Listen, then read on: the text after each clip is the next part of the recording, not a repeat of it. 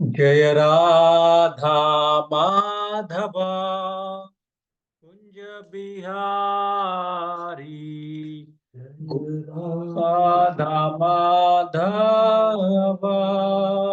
कुंज बिहारी।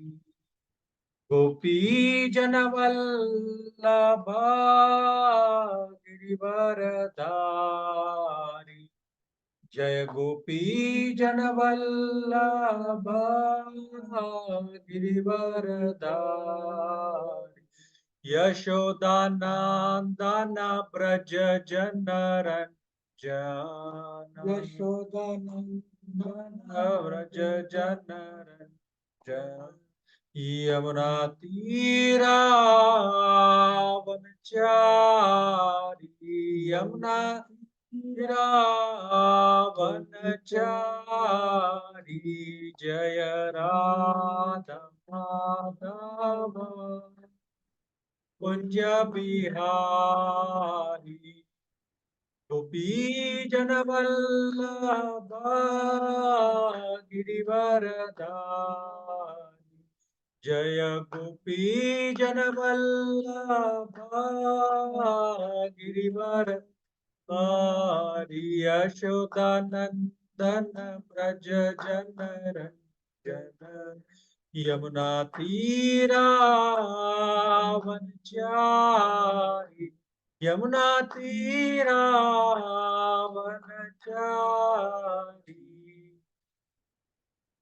हरे कृष्णा कृष्णा कृष्णा हरे हरे।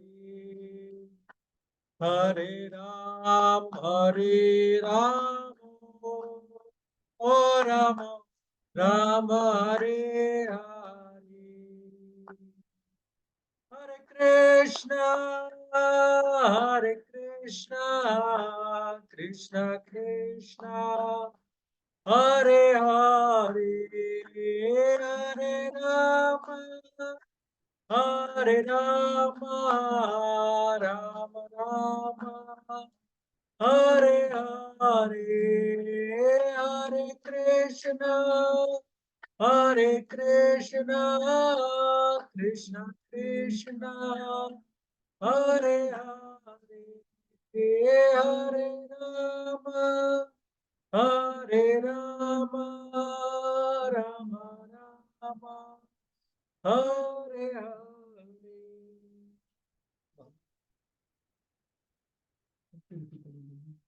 हाँ, मंगलाचरण। तो आज मेरे पिताजी मंगलाचरण बोलेंगे। हरे कृष्णा। ओम अज्ञानतिमिरान्धस्य ज्ञानाञ्जनशलाकया चक्षुरुन्मीलितं येन तस्मै श्रीगुरुवे नमः। श्रीचैतन्यमनोभीष्टं स्थापितं येन भूतले स्वयं रूपा कदा मह्यं ददाति स्वपदान्तिकम् वन्देऽहं श्रीगुरो श्रीयुतापदकमलं श्रीगुरुन् वैष्णवांश्च श्रीरूपं साग्रजातं सहगण रघुनाथान्वितं तं सजीवं साद्वैतं सावधूतं परिजनसहितं कृष्णचैतन्यदेवं श्रीराधा कृष्णपादान् सहगण ललिता श्रीविशाखान्वितांश्च नमः।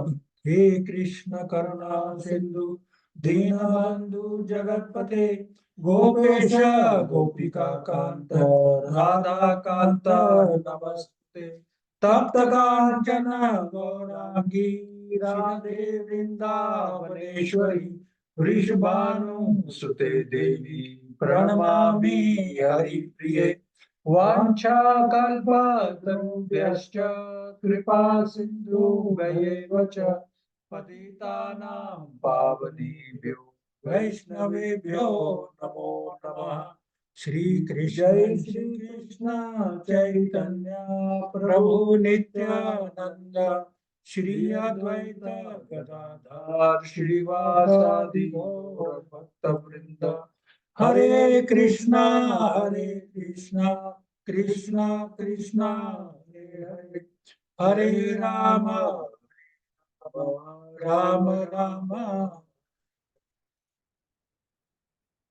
हरे कृष्णा। सबसे पहले तो आप सबको इस पावन महाशिवरात्रि की बहुत बहुत शुभकामनाएं। भगवान भोलेनाथ आप सब पर अपनी कृपा बरसाए रखें, आप सबको अपनी भक्ति में सुदृढ़ करें, आप सबके जो दिन के रोज के कार्य हैं उनमें भक्ति के साथ सबको आगे बढ़ाएं। ये भोलेनाथ आप सब पर कृपा करें, ये मेरी उस भगवान भोलेनाथ से प्रार्थना है। तो अभी आज मेरा ड्यूटी लगाई है प्रभु जी ने कि थोड़ा सा भोलेनाथ के ऊपर, उनकी जीवनी के ऊपर, उनके उसके ऊपर, शिवरात्रि के ऊपर उपलक्ष्य में कुछ प्रकाश डालें। तो सो मैं जो भी मेरे छोटे से दिमाग में आएगा वो मैं आपसे शेयर करूंगा। तो एक बार फिर आप सबका बहुत बहुत सादर यहाँ पर स्वागत है, जिन्होंने भी यहाँ पर वो इस सेशन में भाग लिया है। तो सबसे पहले मैं ये कहना चाहूंगा कि ये ब्रह्म संहिता से हम शुरू करते हैं। ओके। तो श्री ब्रह्म संहिता में शिव जी के बारे में ब्रह्मा जी ने जो स्तुति की है उसका हम लोग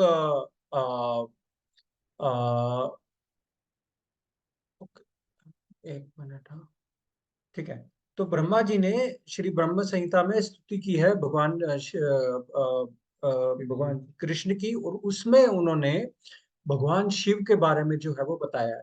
ठीक है।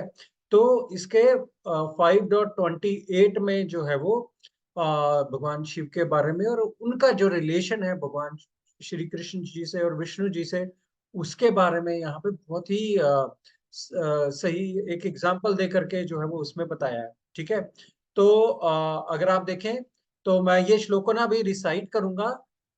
एक बार पूरा श्लोक में रिसाइट करता हूँ, उसके बाद आप मेरे पीछे, मैं एक लाइन दोहराऊंगा, आप मेरे पीछे पीछे एक एक लाइन दोहराइएगा। ठीक है। प्रयास करिएगा, बड़ी अच्छी ट्यून है और बड़ा अच्छे से जो है वो समझ में आता है। ठीक है। श्री ब्रह्म संहिता 5.28। क्षीरं यथा दधि विकार विशेष योगात् संजायते न हि ततः प्रखद पृथगस्ति हेतो यः शम्भुतामपि तथा समुपैति कार्यात् गोविन्दमादिपुरुषं तमहं भजामि। देखिए, बड़ा आसान है ये ट्यून को बोलना। तो आप मेरे पीछे पीछे, मैं एक लाइन बोलूंगा, मेरे पीछे पीछे जो है वो आप दोहराइएगा। ठीक है। इसको क्षीरम यथा दधि विकार विशेष योगात्, बोलिए। क्षीरं धीरं यथा यशा दधिविकारविशेषयोगात् दधिकरयोगता संजायते नहि तथा प्रभगस्ति हेतोः। सञ्जायते नहि तत्प्रतिग्रस्ति हेतु यः शम्भुतामपि तथा समुपैति कार्यात् यः सम्भूतामपि तथा समुपैति कार्यात् गोविन्दमादिपुरुषं तमहं भजामि। गोविन्दमादिपुरुषं गोविन्दमादिपुरुषं तमहं भजामि। भजामि। कोई मीनिंग पड़ेगा इसका? आकांक्षा आप, नहीं तो कोई विकास भैया, कोई?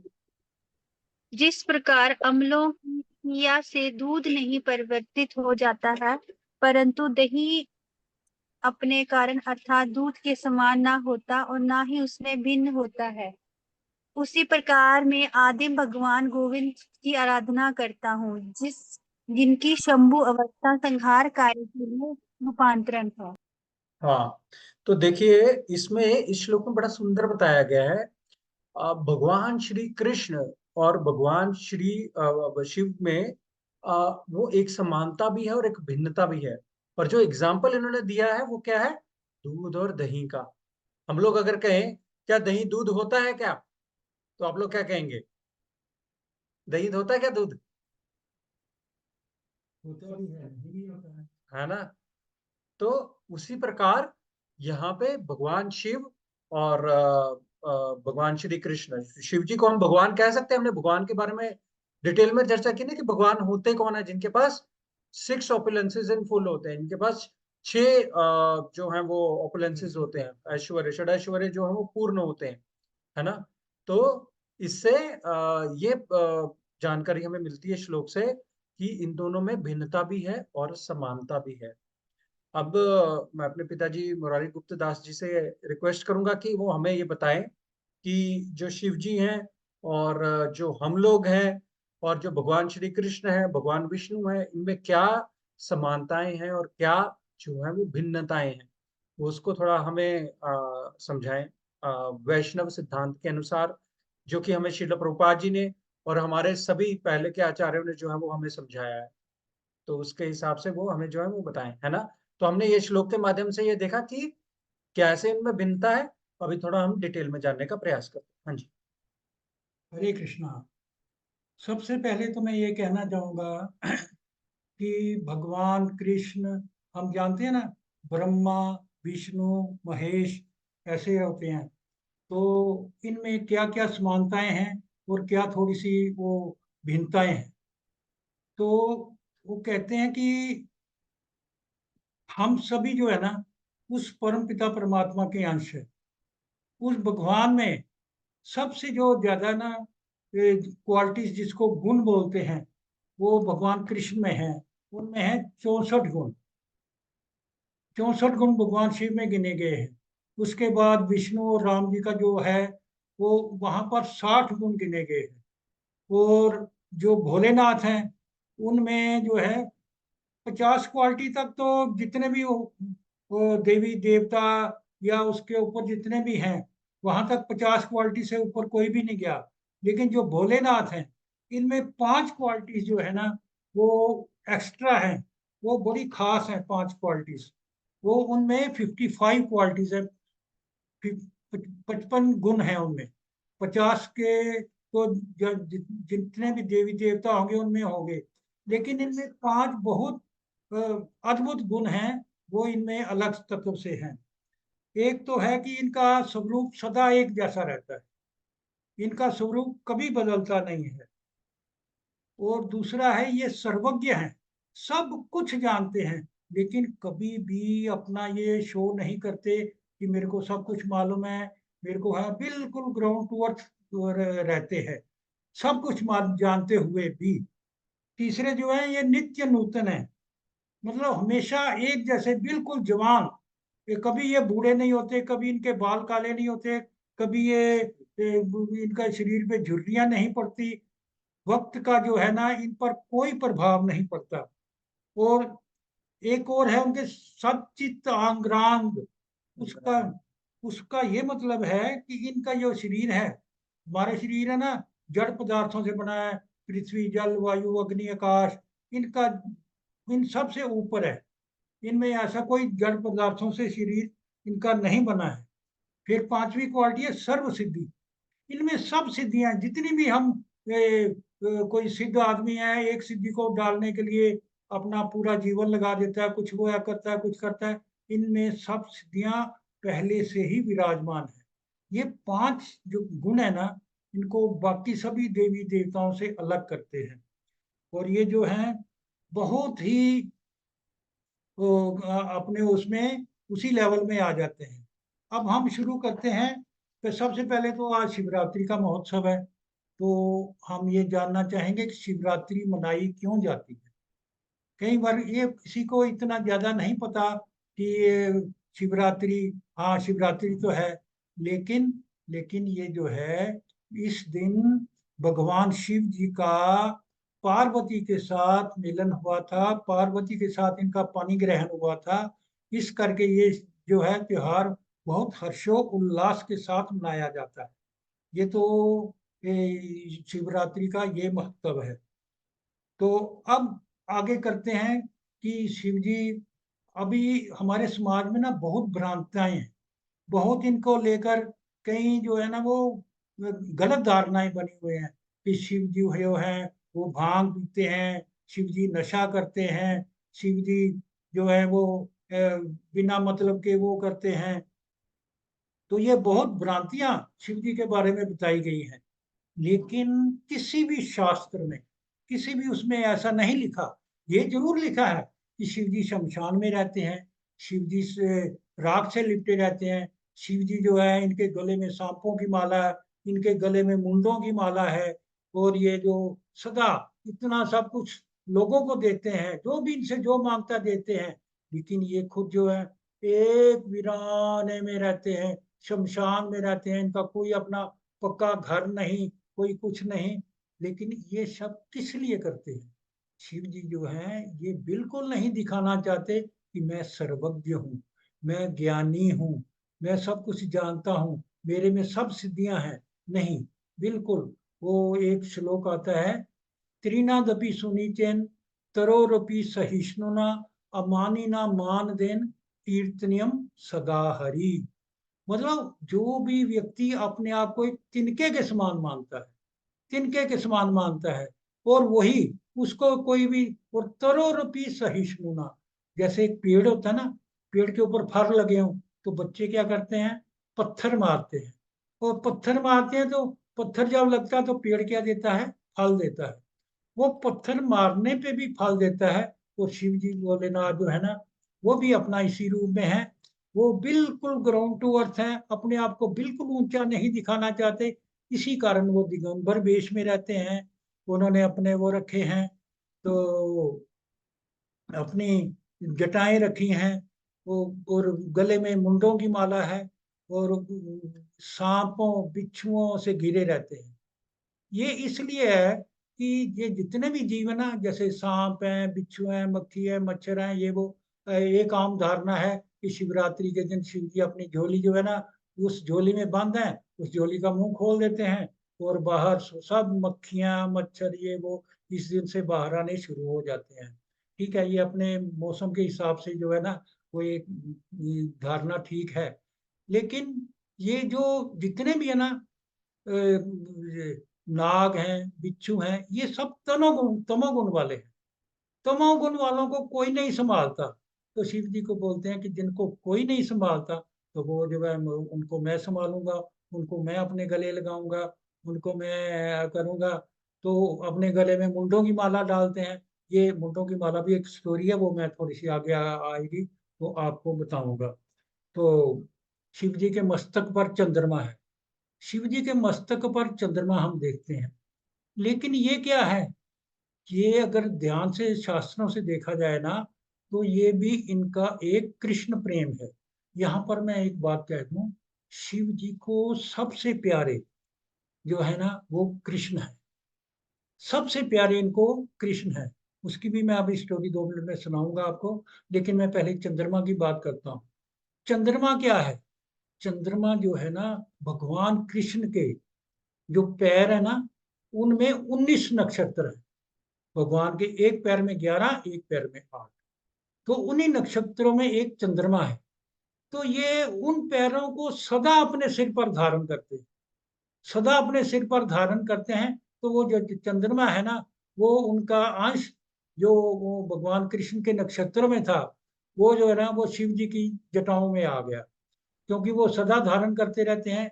तो ये उसी का एक है कि भगवान कृष्ण के चरण जो है वो हमेशा भोलेनाथ के सिर के ऊपर रहते हैं। तो ये चंद्रमा इसी बात का पूरक है, उसको बताते हैं। तो वो उसके बाद जो आ जाता है, शिव जी बहुत, इनके बहुत नाम है, बहुत नाम है इनके। इनके नाम है, आशुतोष है, महादेव है, भोलेनाथ है, भूतनाथ है, नीलकंठ है, चंद्रशेखर है, ये है। आशुतोष का क्या मतलब होता है कि वो बड़ी आसानी से प्रसन्न होने वाले। इनकी थोड़ी सी तपस्या करो, थोड़ा सा नाम लो, अगर हमारी तपस्या में या उसमें कोई गलतियां भी हो जाती हैं ये कभी उन गलतियों की तरफ ध्यान नहीं देते। इसने पूरे ढंग से पूजा नहीं की, इसने चलते चलते किया, इसने जिस ढंग से करनी चाहिए थी वैसे नहीं की ना। इनका उनकी तरफ ध्यान जाता ही नहीं। इनका आता है ठीक है, इसने मेरे को याद किया, ठीक है, यथाशक्ति अपना जो है ना वो वरदान वो उनको दे देते हैं। महादेव, महादेव ये जितने भी देवों, हम बोलते हैं ना देवों के देव महादेव, देवों के देव महादेव यानी कि बेस्ट है। सभी देवताओं में ये सबसे उच्च श्रेणी के हैं, इसलिए इनका नाम महादेव रखा है। भोलेनाथ, जैसे मैंने पहले बताया कि ये बहुत भोले हैं, तो बड़ी जल्दी प्रसन्न होने वाले हैं। मैं जब छोटा था तो मैंने अपनी माता जी से पूछा था, माता जी ये इनको भोलेनाथ क्यों कहते हैं? तो उन्होंने भी यही कहा था। उन्होंने कहा था कि बाकी जो जितने भी भगवान हैं, देवी देवता हैं, वो थोड़ी देर में प्रसन्न होते हैं, लेकिन ये इतने भोले हैं कि बहुत जल्दी प्रसन्न होने वाले हैं। तो वो छवि भोलेनाथ की तब की अब तक मेरे मन में समाई हुई है। उसके बाद आ जाते हैं भूतनाथ। जैसे कि मैंने बताया कि इनका संगी साथी कौन है? वो भूत हैं, प्रेत हैं, यानी कि सभी तमोगुण वाले, जिनको कोई गले नहीं लगाता, उनको ये अपने हृदय से लगाते हैं, अपने साथ लगाते हैं। और नीलकंठ, नीलकंठ इनको क्यों कहते हैं? इनका कंठ नीला क्यों है? यहाँ पे ना एक छोटी सी कथा है, तो वो मैं उसको प्रकाश डालता हूँ उसके ऊपर, नीलकंठ के नाम पे। एक बार देवताओं और दानवों का संग्राम। दानव जो है ना बहुत शक्तिशाली थे, उन्होंने देवताओं को हर जगह हरा दिया, उनको अपने इलाके से निकाल दिया, स्वर्ग से निकाल दिया और उधर कर दिया। बिल्कुल वो बेचारे बिल्कुल बेघर बार होकर ना वो इधर उधर घूमने लगे। तो वो फिर घूमते घामते अब क्या करें, वो सब कुछ उनका छिन गया, बेचारे बड़े परेशान हो गए। तो फिर वो भगवान विष्णु के पास गए, फिर ब्रह्मा जी के पास गए। ब्रह्मा जी ने कहा कि आप विष्णु जी के पास जाइए, वो कोई हल निकालेंगे। तो विष्णु जी ने कहा ठीक है, अभी तो वो उनकी जो है उन्होंने जो तपस्या किया उसका वो फल भोग रहे हैं, लेकिन ठीक है आप इसका हल चाहते हैं तो ऐसा करो, उनके पास जाओ और उनको बोलो कि हम समुद्र मंथन करेंगे और उसमें से अमृत निकलेगा, अमृत निकलेगा तो उस लालच से वो आपसे करेंगे। उन्होंने कहा कि वो तो हमको घुसने नहीं देंगे उधर। कहते नहीं, जो उनका द्वारपाल होगा ना उससे आप संदेश भिजवाना कि हम समुद्र मंथन करेंगे और जो समुद्र में से अमृत निकलेगा उसका सभी पान करेंगे। तो वो इसी तरह उनके गए और दूर से ही उन्होंने कहा क्या लेने आए हो यहाँ? तो उन्होंने कहा नहीं नहीं हम एक बात बताने आए हैं। बोलो बताओ। उन्होंने कहा कि हम ना जो अपने गुरु जी से कह दो कि हम जो है वो समुद्र मंथन करेंगे और समुद्र मंथन से जो है वो अमृत निकलेगा। अमृत का नाम सुनते ही देवता जो है ना बहुत खुश हो गए, अमृत निकलेगा, फिर तो हम अमर हो जाएंगे, हमारे पास और शक्ति हो जाएगी। उन्होंने कहा ठीक है हम बात करते हैं। फिर उन्होंने ना अपना कहा, फिर उन्होंने बहुत सलाह बनाई कि ऐसे ऐसे जो है वो हम अमृत मंथन करना है। तो फिर उसकी स्टोरी थोड़ी सी वो है। फिर उन्होंने वासुकी जी का वो जो है वो बनाया, मंदराचल पर्वत के ऊपर स्थित करके वासु जी को उसमें लपेटा और एक तरफ से देवता खींचने लगे। वासु जी की नाग देवता है, तो नाग जी को उनको लपेटा, एक तरफ से देवता खींचते थे, एक तरफ से दानव खींचते थे। मतलब जैसे हम दही में से वो मक्खन निकालते हैं ना, ऐसे वो उनको समुद्र का मंथन करने लगे। तो समुद्र मंथन में क्या निकला? अमृत तो निकलना था, सबसे पहले हलाहल। हलाहल बोलो बहुत बड़ा विष, और इतना तीव्र विष था कि वो जो है ना वो संपूर्ण उसको जला सकता था। अब विष निकला तो पहले विष को कंज्यूम करें, उसको एक एक ठिकाने लगाएं, तो वो कह रहे अब विष को कौन अपने गले में डाले, विष को कौन पिए? सभी लोगों ने सोचा था वो भोलेनाथ के पास कहते हैं जाते हैं कि उनसे प्रार्थना करेंगे कि वो आओ और आकर जो है ना हमारी मदद करो और ये विष जो है वो धारण करो। सभी देवता भाग के गए भोलेनाथ के पास। उनको पहले भी उन्होंने कहा था कि आओ उधर वहां पे अमृत निकलेगा। कहने लगे अमृत का मजा आप लोग, मैं नहीं जाऊंगा। तो वो कहने लगे कि अब जो है उनके पास गए, एकदम से प्रार्थना करने लगे वो बोलने लगे क्या, हाँ जी क्या बात है, कैसे आए हो? वो कहने लगे भोलेनाथ ऐसी बात है कि हमने समुद्र मंथन किया था, अमृत तो अभी निकला नहीं, तो वो विष निकला है, वो विष तो पूरे संसार को जला डालेगा। कृपा करके आप जो हैं वो सर्वसिद्धिमान हैं, तो आप उसका जो है वो पान करें, ताकि जो है बस संसार बच सके और जो समुद्र मंथन पूरा हो सके। उन्होंने कहा अच्छा।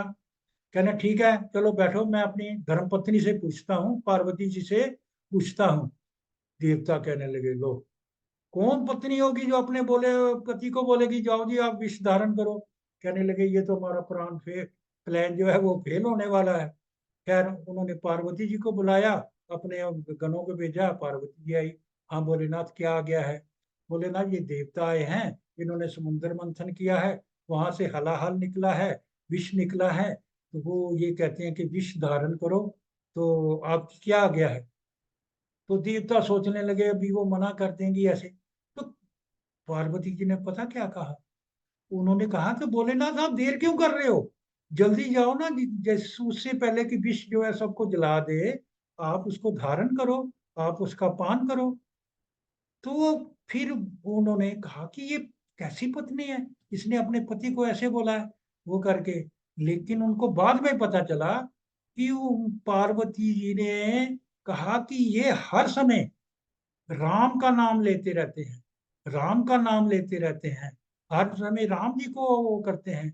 उस राम नाम में इतना अमृत है, इतना अमृत है कि ये जो विष है ना, उसका कुछ भी बिगाड़ नहीं सकता, मेरे पति का कुछ भी बिगाड़ नहीं सकता। तो एक तरफ से यहाँ से राम नाम की भी बहुत महत्व बताया गया है, क्योंकि ये हमेशा राम नाम का जाप करते रहते हैं और वो करते हैं, तो वो उस नाम का अमृत इनके अंदर पहले से मौजूद है, तो वो अमृत जो है इस विष को वो न्यूट्रलाइज कर देगा और कर देगा, कोई असर नहीं होगा इसके ऊपर।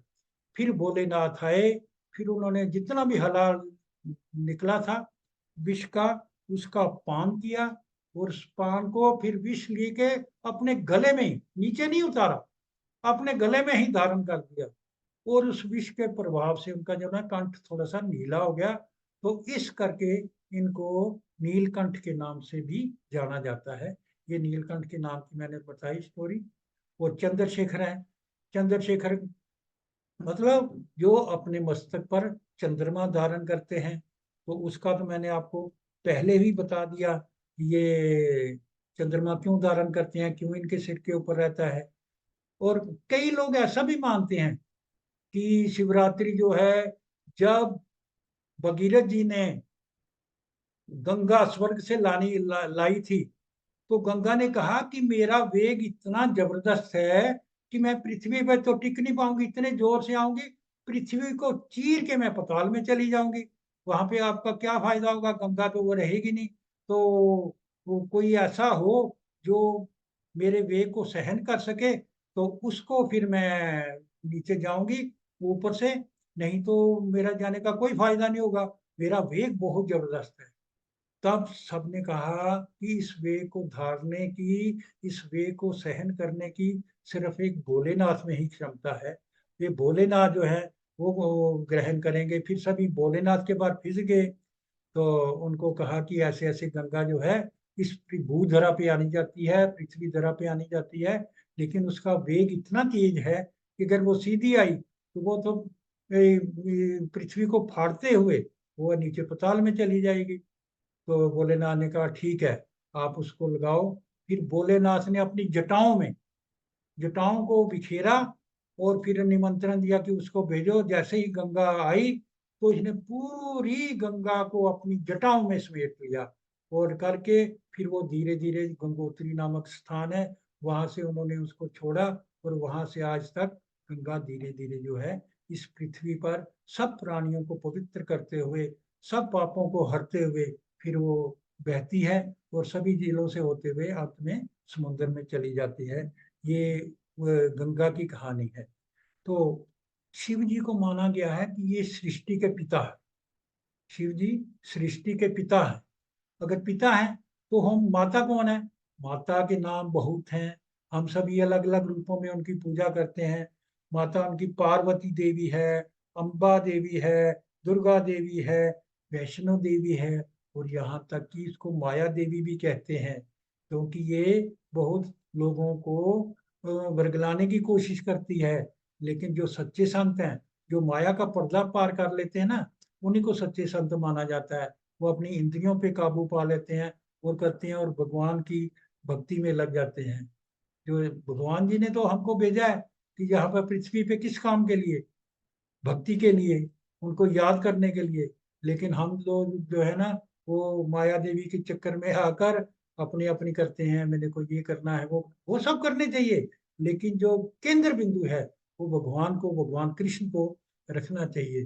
तो ये वो है, तो वो भटकाने की कोशिश करती है। लेकिन जो सच्चे लोग हैं, जो संत लोग हैं, जो जो जानते हैं कि हमारा जन्म क्यों हुआ है, वो इस माया का पर्दा जो है वो पाश कर लेते हैं और कर लेते हैं। तो जैसे कि मैंने पहले बताया कि ब्रह्मा जी जो है, ब्रह्मा जी रजोगुण के उपासक हैं, रजोगुण के पति हैं। विष्णु जी जो है वो सतोगुण के पति हैं, और भोलेनाथ जो है वो तमोगुण के पति हैं। वो तमोगुण के वालों को, तभी वो तमोगुण वालों को संभालते हैं। वो ऐसे है, जैसे गंगा है ना, गंगा समस्त नदियों में जो है वो गंगा पवित्र मानी गई है। समस्त पुरुषों में कौन पवित्र माने गए हैं, सबसे ऊंचे कौन माने गए हैं? भगवान कृष्ण माने गए हैं। पुराणों में कौन कौन सा पुराण सबसे पवित्र माना गया है, सबसे उच्च माना गया है? पुराणों में भागवत पुराण माना गया है। उसी तरह देवों में, जैसे मैंने पहले कहा, देवों के देव महादेव, देवों में सबसे उच्च कौन है? वो हमारे भोलेनाथ है, वो परम वैष्णव है। ये जो भ्रांति मैंने पहले कहा था ना कि भोलेनाथ नशा करते हैं, सूटा लगाते हैं, ये करते हैं, भांग पीते हैं, ये सब किसी शास्त्र में नहीं लिखा है, किसी शास्त्र में नहीं लिखा है। ये सब लोग, ये जो बाबा लोग हैं, जो ऐसे ही बैठे रहते हैं, चिलम लगाते हैं, जय भोलेनाथ, उसके नाम का सूटा लगाएंगे, वो सिर्फ अपने मन को एक झूठी वो तसल्ली देने के लिए कि हम जो है वो पाप नहीं कर रहे, हम तो भोलेनाथ के नाम का अनुसरण कर रहे हैं, उनके कर्मों का अनुसरण कर रहे हैं। तो ये है। तो अब मैं बताता हूँ कि भोलेनाथ को सबसे प्रिय कौन? भोलेनाथ को सबसे प्रिय है जो है वो भगवान कृष्ण है, भगवान कृष्ण है। तो और ये सब क्या गुनगुनाते रहते हैं? ये ये गुनगुनाते रहते हैं राम का नाम, हमेशा अपने मन में लेते रहते हैं। वो ये कहते हैं ना, राम रामेति रामेति रमे रामे मनोरमे सहस्त्रनाम ततुल्यम राम नाम वरानन है ना। विष्णु सहस्त्र नाम है, भगवान के 1000 नाम है। अगर हम 1000 नाम लेंगे, लेकिन अकेला एक राम नाम लेंगे ना, तो वो 1000 नामों के बराबर है। वो भगवान के 1000 नामों के बराबर है। वो यही इतना राम का नाम है। तो मैं बताना, और प्रिय कौन है? वो उनके भगवान कृष्ण है। इसमें एक छोटी सी कथा आती है। गुजरात में एक ना बहुत बड़े भक्त हुए हैं, उनका नाम था नरसिंह मेहता। नरसिंह मेहता वो बचपन में बिल्कुल गूंगे थे, कुछ नहीं बोलते थे। इनके माता पिता का देहांत हो चुका था, और इनकी दादी ने ही इनको पाला था। दादी ने ही इनको बड़ा किया, लेकिन ये बचपन से गूंगे थे, कुछ ही बोलते नहीं थे। 5 साल की उम्र तक दादी ने फिर बड़ी चिंता लगी। एक बार उनके गांव में ना बहुत उच्च कोटि के संत आए, तो दादी जो है ना इनको लेके गई। इनको कहने लगी, महाराज ये देखो, ये मेरा पोता है, लेकिन ये जरा भी बोलता नहीं है, इसके कंठ से आज तक कोई आवाज नहीं निकली, ये गूंगा है। तो उन्होंने, संत जी ने इनका ललाट देखा, उन्होंने कहा कि ये तो बहुत बड़े उच्च कोटि के जो है ना वो भक्त होंगे हैं। तो वो कर फिर उन्होंने कहा, इधर आओ, बेटे को बुलाया और बोला उनके कान में, बच्चा बोलो राधे कृष्णा, राधे कृष्णा, राधे कृष्णा। उसी वक्त जिस बच्चे ने आज तक कुछ नहीं बोला था, उसने भी 3 बार बड़ी स्पष्ट आवाज में जो जवाब दिया, राधे कृष्णा, राधे कृष्णा, राधे कृष्णा। तो वो उनका आशीर्वाद था। उसके बाद जो है ना वो बोलना शुरू हो गए। कहते हैं कि दादी बड़ी खुश हुई, अपने घर गई, कहने लगी कि मैं उनको, जो महात्मा आए हैं उनको मैं बहुत अच्छे से व्यंजन से उनका स्वागत करूंगी। तो वो व्यंजन बुला के लाई, लेकिन वहां पर कोई नहीं था। तो वो फिर कहने लगी कि कौन आया। फिर कहने लगी ये तो फिर भगवान कृष्ण की कृपा हुई होगी, वही अपना रूप बदल के आए होंगे, उन्होंने ही अपना आशीर्वाद इस बच्चे को दिया होगा। तो ये उनके बचपन था। फिर वो नरसिंह मेहता जी थोड़े बड़े हो गए, दादी ने इनकी शादी कर दी। तो ये बस इनका मन भजन पूजन में लगता था और किसी बात में नहीं लगता था। इनके जो भाई थे वो उस वक्त की पुलिस में बहुत बड़े अफसर थे। वो उन्होंने बहुत बार समझाया कि कुछ थोड़ा सा उधर करो तो तुम्हारे को कहीं लगवा देंगे, लेकिन ये अपने भजन पूजन में रहते। इनकी भाभी जो थी ना वो बड़ी होती थी, कहती ये बिल्कुल निकम्मा है, बेला है, ऐसे ही करता रहता है। एक बार उन्होंने बड़े कटु वचन कहे कि जाओ जहाँ पे मर्जी जाओ, भगवान का नाम लो, यहाँ से निकल जाओ। ये अपनी धुन में कहने लगे ठीक है, ये भी हरी इच्छा। वो चले गए, चलते चलते जंगल में चले गए। जंगल में जाते जाते एक पीपल का पेड़ था। पीपल के पेड़ के नीचे एक भोलेनाथ का शिवलिंग था। भोलेनाथ का शिवलिंग देख के वो वहीं उनसे लिपट गए। और कहते हैं कि 8 दिन तक उसी अवस्था में ओम नमः शिवाय, ओम नमः शिवाय करते रहे। उनकी आंखों से आंसू बहते रहे। और भोलेनाथ बोले ये भाई कौन भक्त है। फिर उनको आना पड़ा, जो इतनी कठिन तपस्या कर रहा है। भोलेनाथ ने आकर उनको पूरे दर्शन दिए अपने साक्षात। तो ये बहुत प्रसन्न हुए। तो फिर भोलेनाथ कहने लगे अच्छा तुम इतनी सेवा किया, चलो कुछ मांगो। कहने लगे मैं क्या मांगू, जब आप खुद ही आ गए हो तो मैं आपसे क्या मांगू, मैं कुछ नहीं मांगूंगा। कहने नहीं नहीं, जो भी आपकी इच्छा है तो वो आप मांगो। तब भोलेनाथ उस नरसिंह मेहता जी ने बड़ी अच्छी बात कही कि आप अगर देना ही चाहते हो तो अपनी सबसे प्रिय चीज जो है मेरे को उसके दर्शन करा दो। भोलेनाथ का गला कंठ गदगद हो गया। कहने लगे कि आपने बहुत अच्छी चीज बोली है कि मेरी, उन्होंने कहा कि मेरी सबसे प्रिय चीज जो है ना वो मेरे भगवान कृष्ण है, उनके हैं। चलो आपने उनके दर्शन करने हैं, मैं आपको ले चलता हूँ। उसी वक्त भोलेनाथ उनको लेके अपने गोलोक धाम में चले गए, भगवान कृष्ण के वो दरबार में। वहां पर क्या था, वो रास लीला चल रही थी।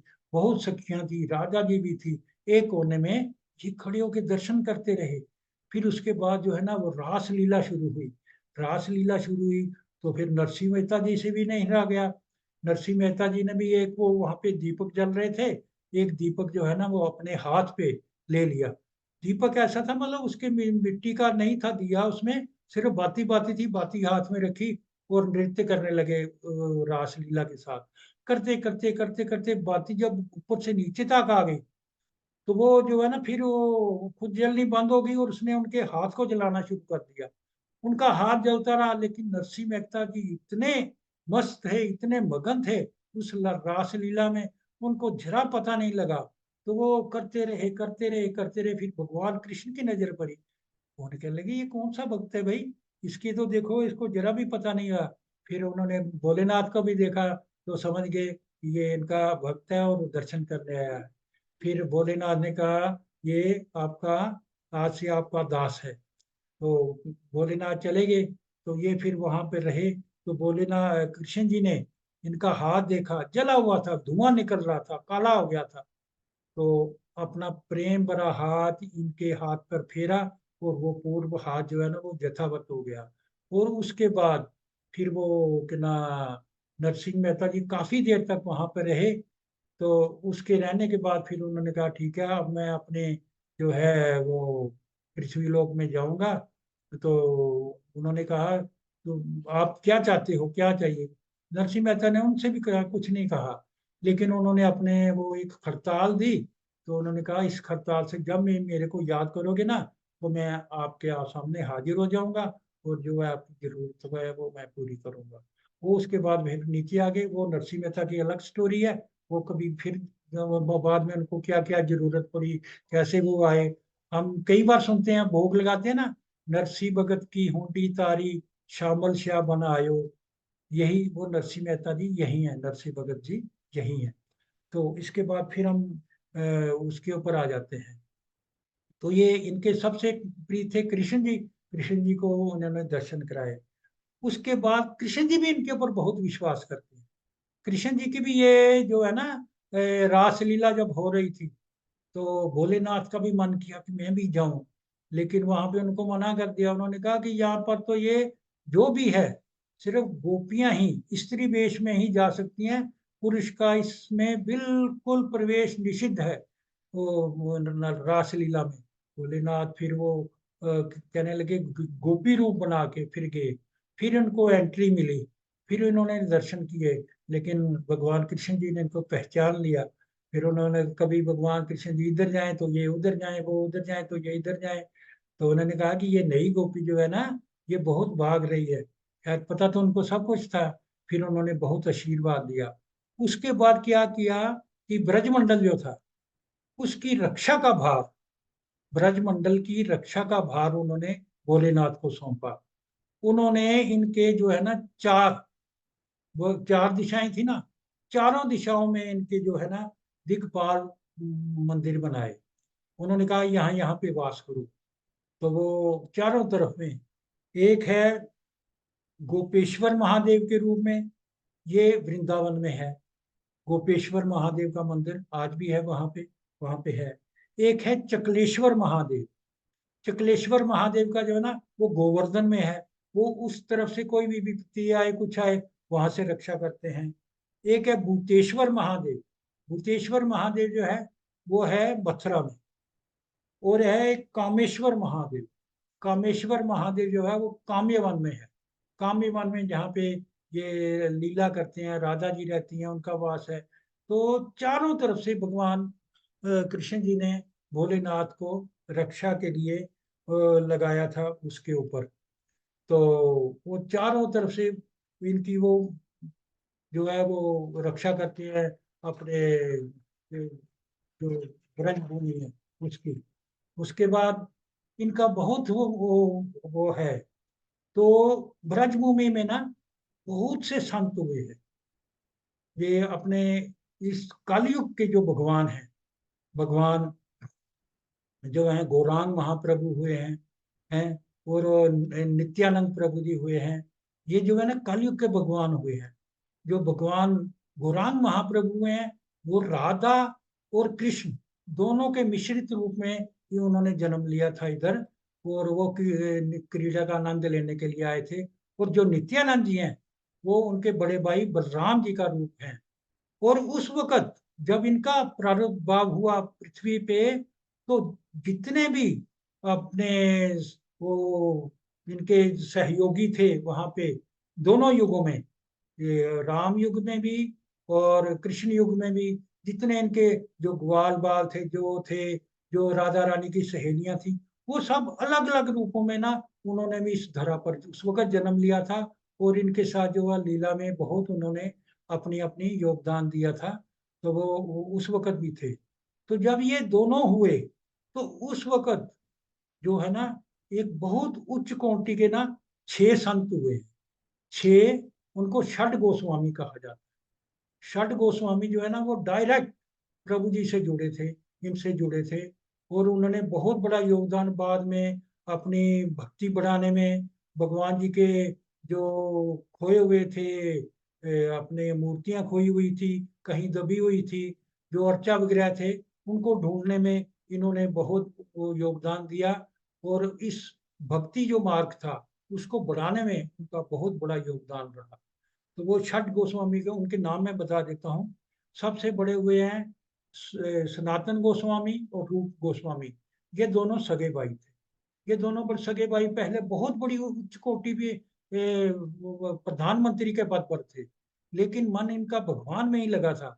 और जिसकी ये नौकरी करते थे वो मुस्लिम था। ले बड़ी मुश्किल से वो इनको छोड़ता नहीं था, क्योंकि ये इतने बुद्धिमान थे, इन्होंने पूरा राजकाज संभाल के रखा था। उसके काल में उसको किसी किस्म की चिंता नहीं थी। लेकिन इन्होंने जब अपनी वो की कि मैं भी इनको हम भगवान के नाम लेना चाहते हैं उनके पास, कहने लगा खबरदार कोई भी यहाँ से नहीं जाएगा, यहाँ आप मेरा ही काम करोगे। तो इनको जब ज्यादा कहा तो इनको जेल में डाल दिया गया। बड़े तरीके से उन्होंने वहां पे, ये अलग सी कथा है मैं फिर कभी सुनाऊंगा। तो ये वहां से भाग निकले। तो इनके पास बहुत रुपया था, बहुत स्वर्ण था। बहुत सोना था, लेकिन इन्होंने सबको दे दुआ के ना, तो वो ये जो है चुपचाप करके वृंदावन की तरफ आ गए। रूप गोस्वामी, सनातन गोस्वामी, रघुनाथ दास गोस्वामी ये तीसरे गोस्वामी थे, रघुनाथ भट्ट गोस्वामी ये चौथे गोस्वामी थे, और गोपाल भट्ट गोस्वामी ये पांचवें गोस्वामी थे। और एक अंत में हुए हैं जीव गोस्वामी। जीव गोस्वामी जो थे वो रूप गोस्वामी और सनातन गोस्वामी जी के भतीजे थे। इन सभी लोगों ने अपना जो है ना वो बहुत योगदान दिया है, और ये उच्च कोटि के संत हैं, इसीलिए इनको सही रूप में जो है ना वो गोस्वामी माना गया है, गोसाई माना गया है। तो ये, तो इनमें से एक जो है ना वो सनातन गोस्वामी, वो एक बार अपने वहां पे इन्होंने भजन कुटीर बनाया, ये कि ना उस पर्वत पर, कि ना ये जहाँ पर वो उन्होंने किया, पर्वत का नाम है ये, यहाँ पर्वत का वो कुटिया बनाई थी इन्होंने अपनी।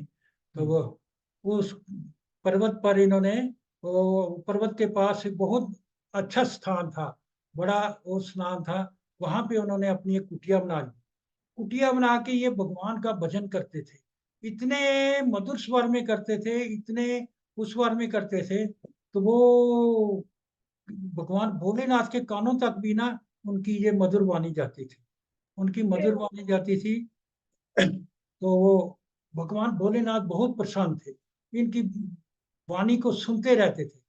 लेकिन एक दिन उन्होंने देखा कि ये वो ना वहां से अपना ना वो सामान कुछ समेट रहे हैं, वहां से जाने की तैयारी कर रहे हैं।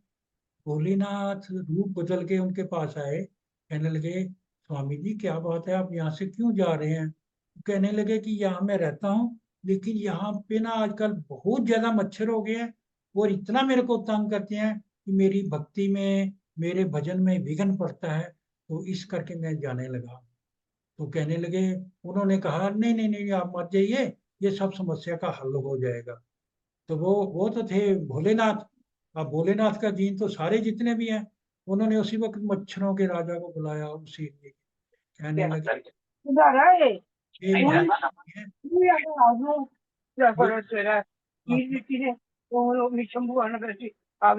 राजमा चावल अंबल और ये बात। हाँ जी, यहाँ पे जाएगी क्या बाकी लोग? आई थिंक में बोल रहा है।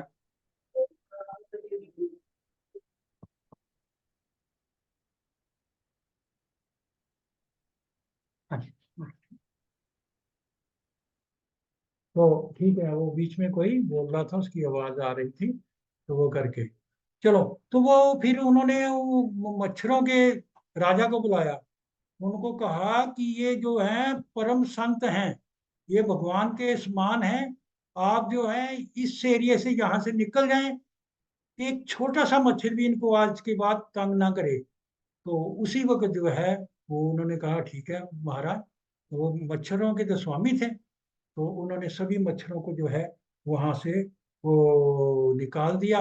और जो सनातन गोस्वामी थे, वो फिर उसी भाव से वो जो है ना गोवर्धन पर्वत था, गोवर्धन पर्वत पे उनकी कुटिया थी, तो वो आज भी वहां पे उनके अवशेष मिलते हैं, उनकी वो बनाई हुई है याद में। तो वो वहां पे फिर वो फिर कथा करने लगे, तो भोलेनाथ जो को है वो फिर बहुत आनंद आया। तो अब मैं थोड़ी सी तो उस कथा पे जाना चाहूंगा, क्योंकि मेन कथा जो है शिवरात्रि क्यों मनाई जाती है। शिवरात्रि आज भगवान भोलेनाथ का माँ पार्वती के साथ जो है वो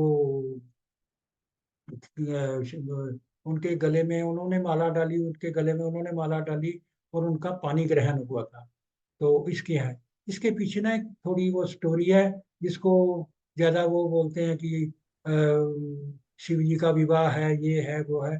तो मैं जो सुनाऊंगा वो बिल्कुल शास्त्रों वाली हो, बिल्कुल रामायण से ली गई है ये। तो वो उस कथा का मैं जो है ना थोड़ा सा संक्षिप्त में आपसे वर्णन करूंगा, क्योंकि आज शिवरात्रि है, इसके बगैर जो है ना वो सब कुछ अधूरा रहेगा। तो वह मैं वो उसको करूंगा उजागर आपके सामने, शिव जी की बिना विवाह के बारे में। तो कहते हैं मामा कि जी, मेरा एक डाउट था। मामा जी, यहाँ पे मेरे को एक चीज बस समझनी है। जब हम कहते हैं कि मतलब अगर एक ही मतलब वो है, मतलब मतलब कि मतलब ऊपर जो है अ, भगवान जी अगर एक ही है, मतलब कि मतलब इन सभी में से भी मतलब जो सबसे मतलब वो है, मतलब जो हाँ, पूज्य समझ रहे हैं, हमने आपका है, मतलब जो समझ। जो जो सबसे ज्यादा पूज्य हैं, तो हम लोग मतलब इन सब को मतलब पूजने का हमारा मतलब क्या मतलब रहता है?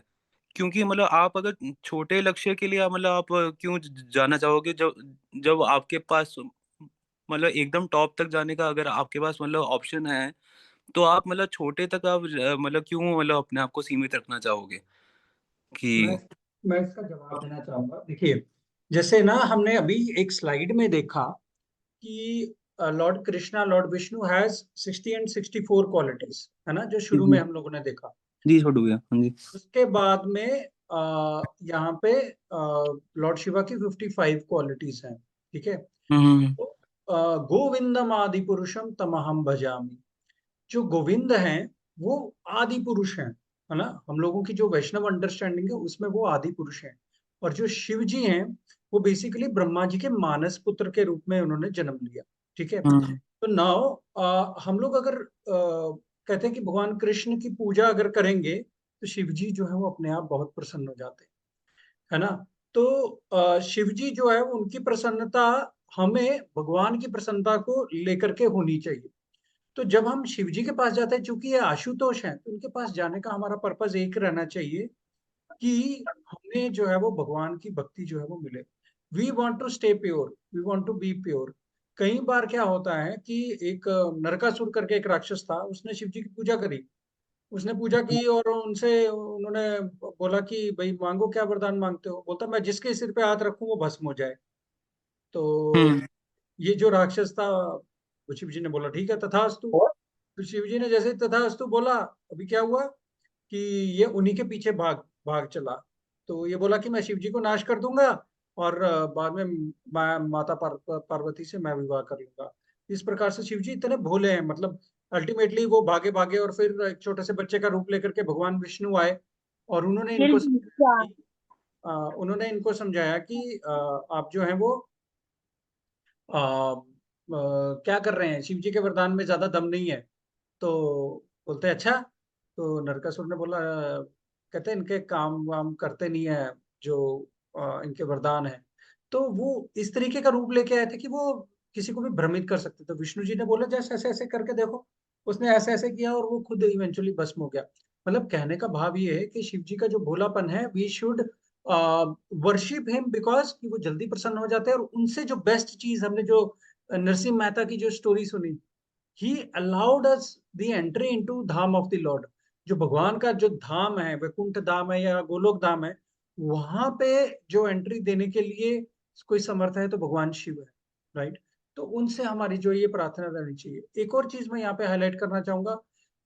जनरली लोग क्या जाते हैं शिव जी के पास, वो ये मांगने के लिए जाते हैं कि हमें मतलब हमारी सुख सुविधाएं बड़ी अच्छी हो जाए, हमें गाड़ी मिल जाए या फिर हमारा फॉरेन ट्रिप लग जाए या फिर हमारी इस लड़की से शादी नहीं हो रही, शादी हो जाए, या ये जो कुछ भी हो जाए। अगर कोई गौर से देखे तो शिव जी जो है वो खुद, आई मीन उनका कोई घर नहीं है। हम्म अनिकेत, अनिकेत जिसका कोई घर नहीं होता ना उसको अनिकेत बोलते हैं, है ना। तो शिव जी का अपना कोई घर नहीं है और शिव जी का अपना कोई बैंक बैलेंस या फिर ऐसा कोई पैलेस या फिर कोई ऐसा वो नहीं है। It means although he is capable of giving whatever we want, हमें जो चाहिए वो देने के लिए समर्थ रखते हैं। पर खुद वो ऐसी जगह पे खुद उन चीजों का एंजॉयमेंट नहीं करते हैं। Why? Because he is enjoying something higher. ये हमारी अंडरस्टैंडिंग होनी चाहिए, वो हायर क्या है जो शिव जी के पास है। और जो वो विरलों को ही जो है वो देते हैं, जैसे उन्होंने नरसिंह मेहता को दिया।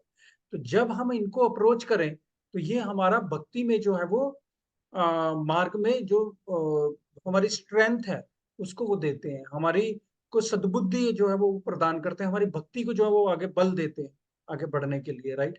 तो जो एक जैसे फैमिली में ना एक हमारे मदर एंड फादर है, राइट, हम्म उनको लोग स्पेशल स्टेटस देते हैं, और हमारे ताया, चाचा, मामा ये सब लोग भी हैं, उनका भी हम सम्मान करते हैं। तो just like that they are not different from father and mother, right? उनकी एब्सेंस में वही रोल निभाते हैं, हमारे ताया, चाचा, मामा हमारे फादर मदर का रोल निभाते हैं, राइट?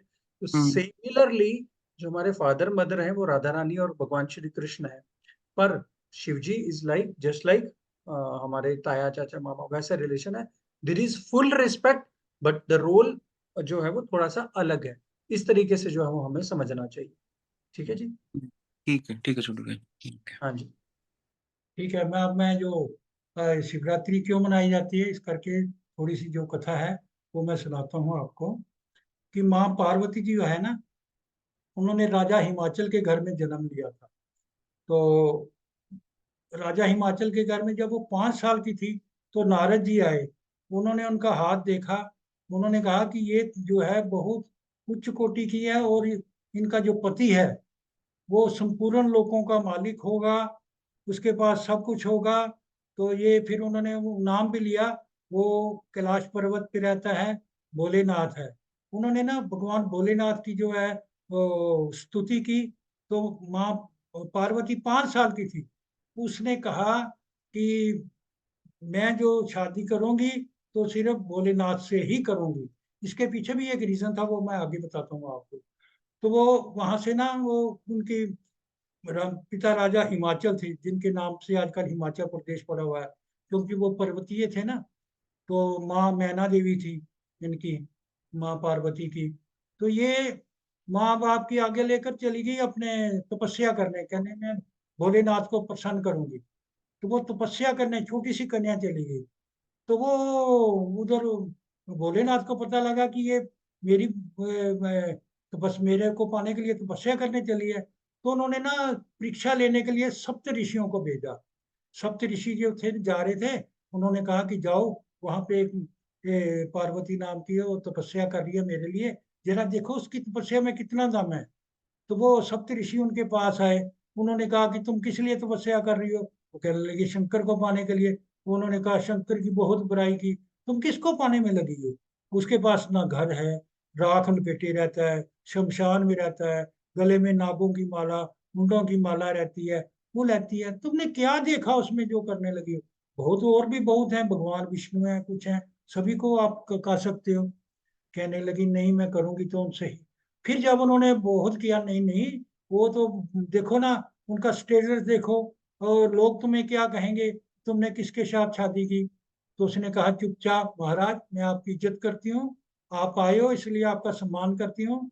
आपने ये सद्बुद्धि देनी है ना, किसी और को जाके दे दो। मैंने जो मन में कर लिया ना निश्चय, मैं उससे पीछे नहीं जा सकती। तो वो फिर बड़े प्रसन्न हो गए। उन्होंने उनको बताया कि उसकी तपस्या जो है बड़ी हुआ है। इतने में भोलेनाथ क्या हुआ, बैठे थे, बैठे बैठे जो है ना इनकी समाधि लग गई। भोलेनाथ की समाधि लग गई, इधर ये कि ना वो तपस्या कर रही है। अब समाधि लग गई, कब खुलेगी? हजारों साल तक चलती थी उनकी समाधि। इतने में क्या हुआ कि एक तारक नाम का असुर हुआ। तारक, उसने उसने बहुत तपस्या की थी, सब बल लेके ना उसने सभी देवों दानवों मतलब देवताओं वगैरह को जो है ना हरा दिया, और उनको वहां से निकाल दिया। तो वो खुद जो है वो राज करने लगा, सब करने लगा। तो सब देवता फिर घबरा गए। फिर वो ब्रह्मा जी के पास गए। ब्रह्मा जी को कहने लगे कि आप देखो, हमारे को आप कोई घर नहीं है, कोई ठिकाना नहीं, कोई हमको पूछता नहीं, कोई हमारी पूजा नहीं करता।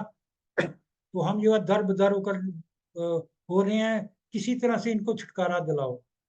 तो ब्रह्मा जी ने उनको क्या कहा, उन्होंने कहा कि ये जो भोलेनाथ है ना, इनका जो बेटा होगा सिर्फ वही उस असुर का वध कर सकता है, उसके अलावा जो है वो कोई भी उसको हरा नहीं सकता। उन्होंने कहा ठीक है।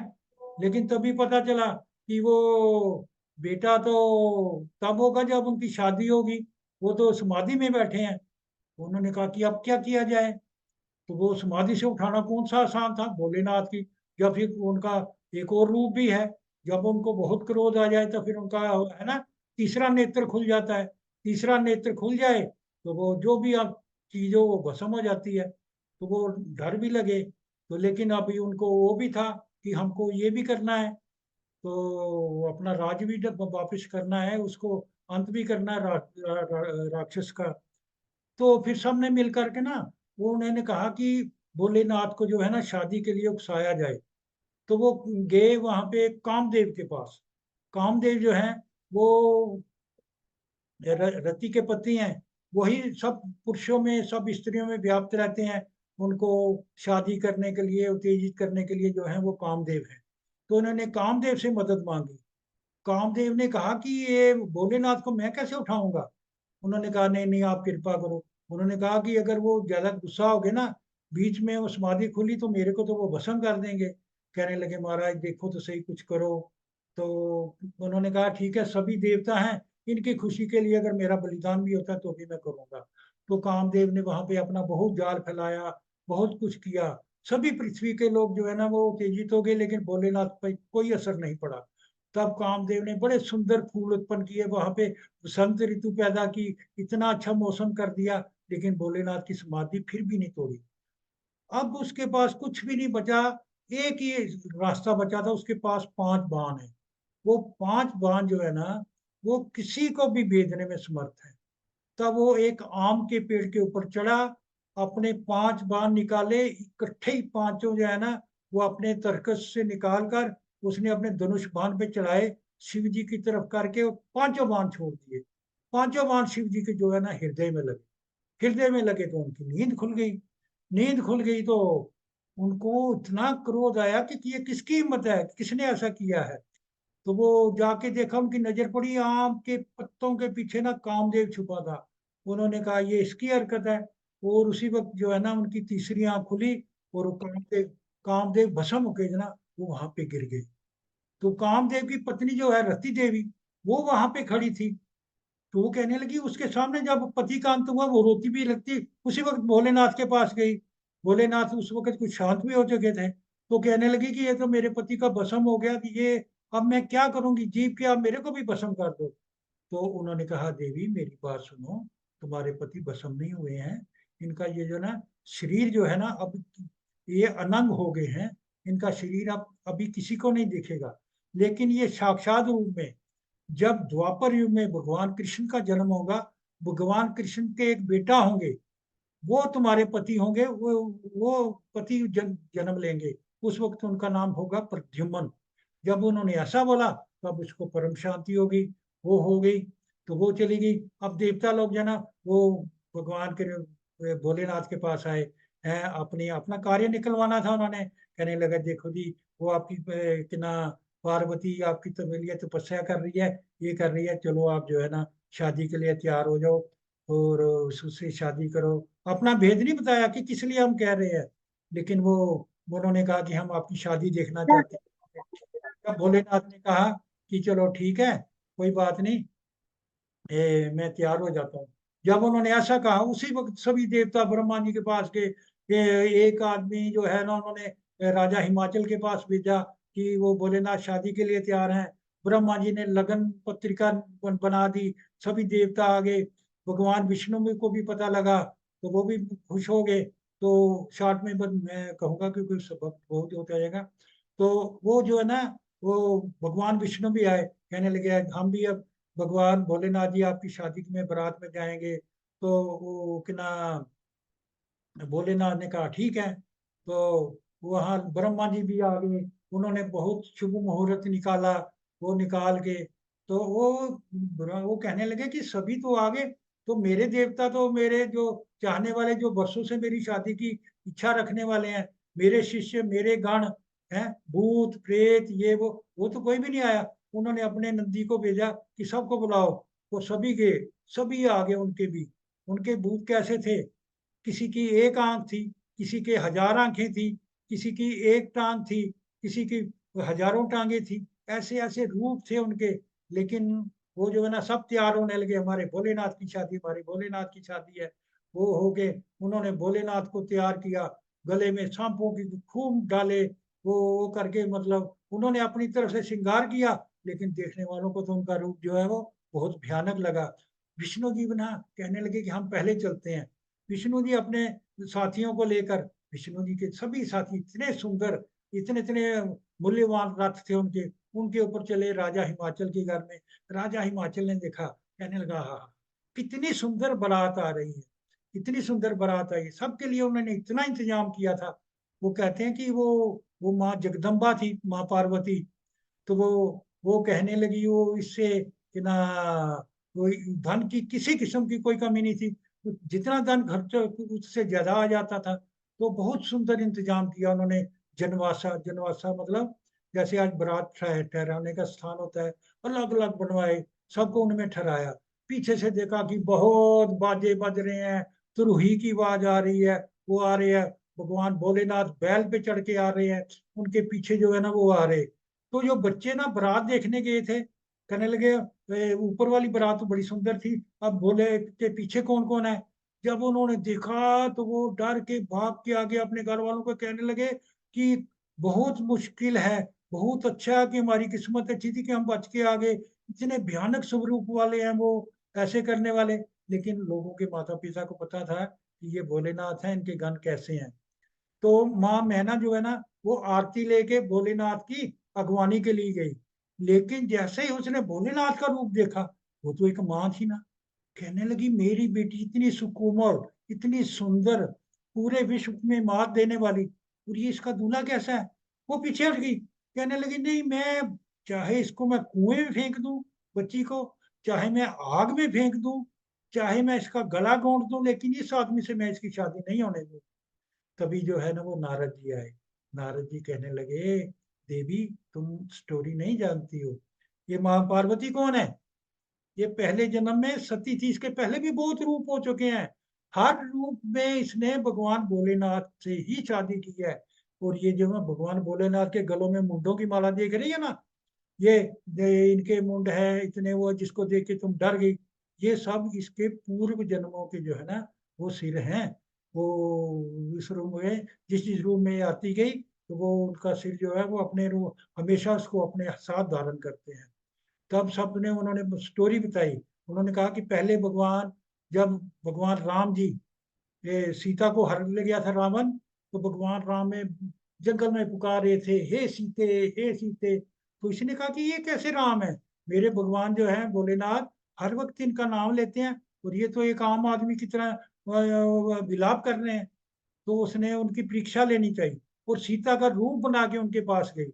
तो भगवान राम ने इनको प्रणाम किया, कहने लगी माता आप यहाँ पर कैसे। इसको लगा कि मैं बिल्कुल हूँ सीता बन के गई हूँ, तो इन्होंने पहचान लिया। फिर वो शर्मिंदा होके वापस आ गई।